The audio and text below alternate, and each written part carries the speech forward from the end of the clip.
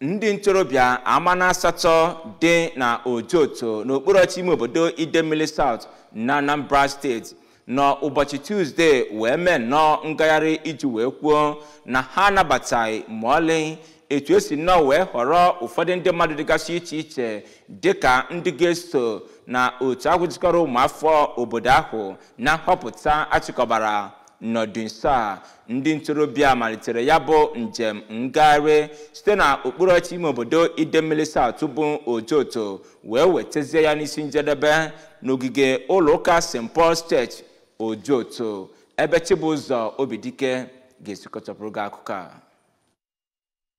Okwu ihe kpatara ha ji wee na-eme ngagharị iwe ka onye isi ndị ntorobịa nke Ojoto bụ Comrade Samuel Mbanefo kọwara na ndị obodo ha mere mmemme nhọpụta ndị ga na-achị obodo ha, nke ha kọwara na anọrọ n'ebe ahụ wee nye mkpebi otu onye ga-abụ osote onye isi bụ Vice President na otu onye ga-abụ odeakwụkwọ nke ya bụ obodo, kama inye ha ohere ka esoro zọọ ọkwa abụọ ahụ azọ otu esi wee zọọ ndị ọzọ. N'okwu nke ha dịgasị iche iche, Nonso Anazodo, Ndubuisi Ekweagụ, mmadụ abụrụ Chukwu Nnọrụka na-atụle ihe kpatara eji wee mere ndị ụfọdụ ihe ọma site n'ime ka ha bụrụ ndị nwere mmeri na ya bụ nhọpụta ebe emegburu ndị ọzọ emegbu, ma kọwaa na ha bụ ndị ntorobịa anabataghị ndị ahụ enyere ya bụ ọchịchị n'ihi na ha kọwara na onye ọbụla bụ onye Ojoto nwere ohere ịzọ ọchịchị ọbụla ọ chọrọ, ma kpọọ oku ka emegharịa ya bụ nhọpụta emere ebe a ga-anọ wee nye onye ọbụla ohere ịzọ ya bụ ọchịchị ọ chọrọ. Oge ndị ntakọ ABS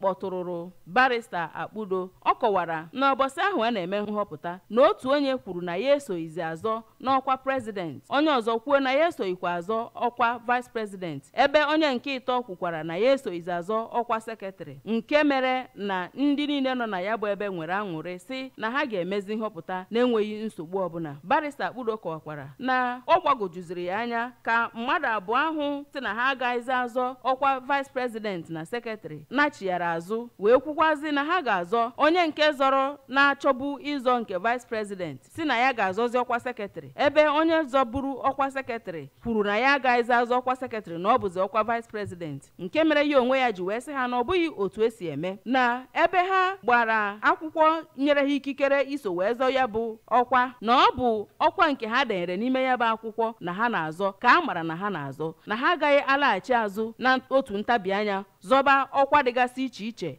abụghị nke dị na ya bụ akwụkwọ ikikere, ma kọwazịa na ọ bụ na ya bụ ọnọdụ ka ha gbakwasịrị ụkwụ wee kwuo na ha enweghịzi ike iso wee zọọ ya bụ ọchịchị, nọrọzie na ya nyezie mmadụ abụọ ahụ bụ ndị ahapụrụ ka ha zọwazie ọkwa vice president na ọkwa sekretarị ka ha gawa n'ihu na-enweghịzi akwụkwọ ọbụla atụrụ na ya. Site na Ojoto, abụ m Ngozi Obileri.